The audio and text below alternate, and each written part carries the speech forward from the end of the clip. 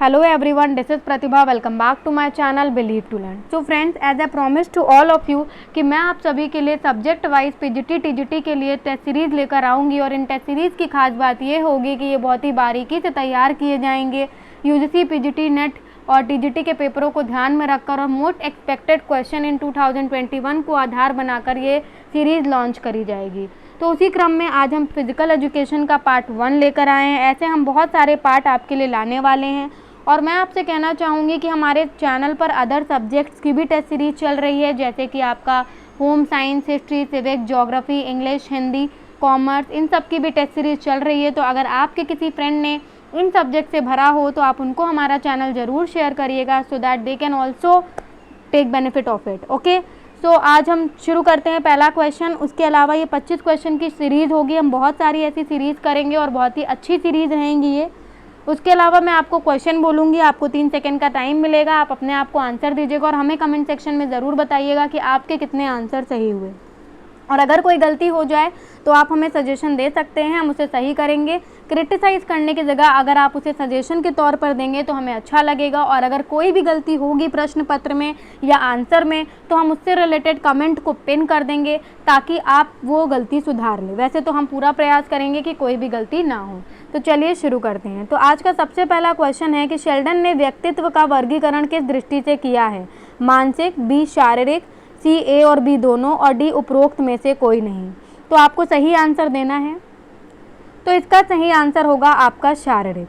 Next question है आपका question number 2। Next question है आपका क्वेश्चन नंबर 2। क्वेश्चन नंबर 2 है, प्रत्येक विद्यार्थी के लिए वर्ग फुट के आधार पर खेल क्षेत्र का अनुमान लगाना कठिन है, ऐसा मानना है किसका?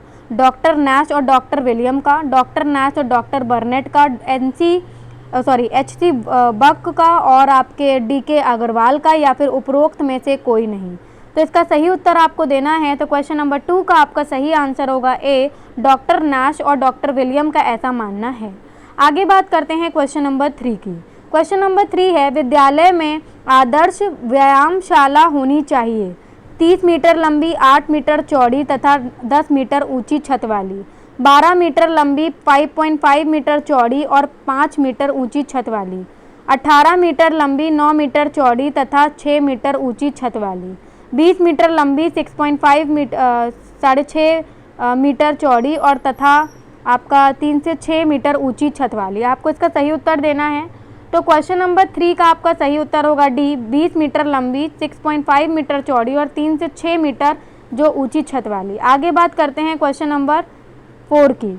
भारत सरकार द्वारा राष्ट्रीय खेल नीति की घोषणा कब की गई? 15 अगस्त 1980 को, आपका 11 सितंबर 2001 को, 11 अगस्त 1992 को और 19 अगस्त 1992 को। You have to tell the correct answer of this question. तो क्वेश्चन नंबर 4 का सही आंसर होगा आपका डी, 19 अगस्त 1992 को। ऑल राइट, डेट से रिलेटेड अगर कोई मिस्टेक होगी तो मैं उसको सही कर दूंगी, ठीक है? आप मुझे ज़रूर बताइएगा अगर कुछ गलती हो। फिर बात करते हैं, पाचन की संपूर्ण प्रक्रिया कितनी अवस्थाओं में से गुजरती है? 3 अवस्थाओं से, 5 अवस्थाओं से, 7 या 4? जल्दी से इसका उत्तर दीजिए। तो क्वेश्चन नंबर 5 का सही उत्तर होगा आपका बी, 5। आगे बात करते हैं क्वेश्चन नंबर 6 की। व्यायाम में माइटोकॉन्ड्रिया की कौन सी प्रक्रिया बढ़ जाती है? अवकरण प्रक्रिया, उत्सर्जन प्रक्रिया, रक्त संचार प्रक्रिया या ऑक्सीकरण प्रक्रिया? तो क्वेश्चन नंबर 6 का सही आंसर होगा ऑक्सीकरण प्रक्रिया।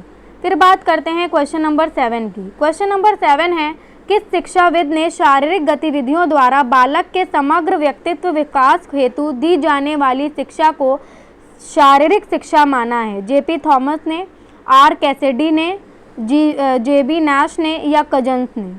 तो इसका सही उत्तर होना चाहिए आपका ए, जे.पी. थॉमस ने। आगे बात करते हैं क्वेश्चन नंबर 8 की। तो क्वेश्चन नंबर 8 होगा हमारा, प्लेटो ने मानवीय विचारों को कितने भागों में बांटा है? 2 भागों में, 4 भागों में, 8 भागों में या 3 भागों में? तो क्वेश्चन नंबर 8 का सही उत्तर होगा आपका ए, 2 भागों में। फिर बात करेंगे क्वेश्चन नंबर 9 की। निकट दूर सिद्धांत के अनुसार बालक में विकास की क्रिया का आरंभ किस अंग से होता है? पैर से, सिर से, हाथ से या इनमें से कोई नहीं। तो क्वेश्चन नंबर 9 का आपका सही उत्तर होगा बी, सिर से। क्वेश्चन नंबर 9 का आपका सही उत्तर होगा बी, सिर से। ऑल राइट, आगे बात करते हैं क्वेश्चन नंबर 10 की। जैव यांत्रिकी विज्ञान के संबंध में कौन सा कथन गलत है? इससे गुरुत्व केंद्र की जानकारी मिलती है, यह मानव शरीर के बल व उनसे संबंधित नियमों व सिद्धांतों को समझाने में सहायक है, इसका ज्ञान कोच के लिए आवश्यक नहीं है और उपरोक्त सभी। तो क्वेश्चन नंबर 10 का आपका सही आंसर होगा, क्वेश्चन नंबर 10 का आपका सही आंसर होना चाहिए सी, इसका ज्ञान कोच के लिए आवश्यक नहीं है। आगे बात करेंगे क्वेश्चन नंबर 11 की। अस्तित्ववाद के संबंध में असत्य कथन को चुनिए। इसमें कारण पर जोर नहीं दिया जाता, इसमें मनः स्थिति पर जोर दिया जाता है। इसके अनुसार मनुष्य पूर्णतः स्वतंत्र नहीं है। नीत्शे, सार्त्र और आपका किरक, जारलैंड इसके समर्थक थे। तो इसका सही उत्तर आपको देना है। तो क्वेश्चन नंबर 11 का आपका सही उत्तर होगा सी, इसके अनुसार मनुष्य पूर्णतः स्वतंत्र नहीं है। आगे बात करते हैं क्वेश्चन नंबर 12 की। आंतरिक रस में पाया जाने वाला एंजाइम्स है मोल्टेस, एरेप्सिन, लाइपेस या ये सभी। तो क्वेश्चन नंबर 12 का आपका सही आंसर होगा डी, ये सभी। आगे बात करेंगे क्वेश्चन नंबर 13 की। शारीरिक शिक्षा के दार्शनिक सिद्धांत का जन्म किस देश में हुआ? भारत में, यूनान में, चीन में या अमेरिका में? तो क्वेश्चन नंबर 13 का आपका सही आंसर होगा बी, यूनान में। अब बात करते हैं क्वेश्चन नंबर 14 की। निम्नलिखित में से किनका पाचन तंत्र अच्छा होता है और वे भारी भोजन को भी पचा पाते हैं? एंडोमॉर्फ, एक्टोमॉर्फ, मेसोमॉर्फ और इनमें से कोई नहीं। तो क्वेश्चन नंबर 14 का आपका सही उत्तर होगा ए, एंडोमॉर्फ, एंडोमॉर्फ। आगे बात करेंगे क्वेश्चन नंबर 15 की। क्वेश्चन नंबर 15 है आपका, शारीरिक शिक्षा के क्षेत्र में विधि से संबंधित कौन सा कथन असत्य है?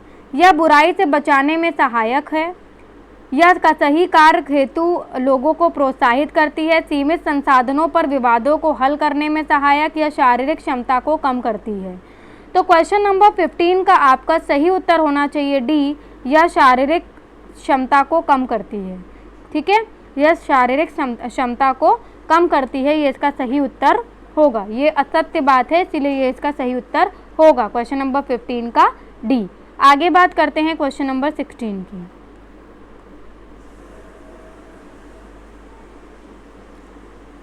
ऑल राइट, तो क्वेश्चन नंबर 16 हमारा है, पिकनिक या पिग्मी लोग होते हैं लंबे, हल्के व क्रोधी स्वभाव वाले, गोल भारी शरीर के तथा हंसमुख स्वभाव वाले, स्वार्थी, लड़ाकू, क्रूर, उपरोक्त में से कोई नहीं।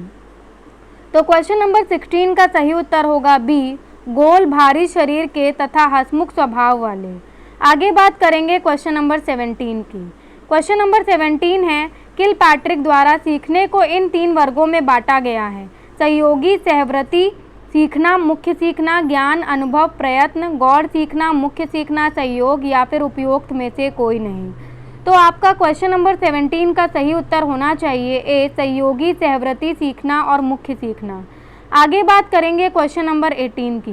क्वेश्चन नंबर 18 है, शारीरिक शिक्षा के संगठनों का कार्य नहीं है कार्यक्रम निर्माण करना, कार्मिक प्रबंधन, मनोरंजन करना या वित्तीय प्रबंधन।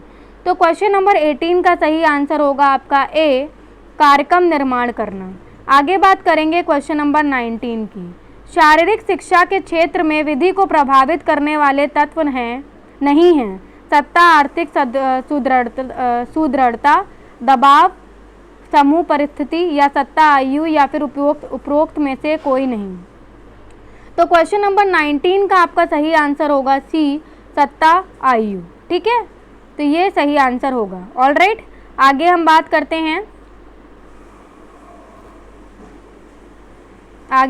करते हैं क्वेश्चन नंबर 20 की।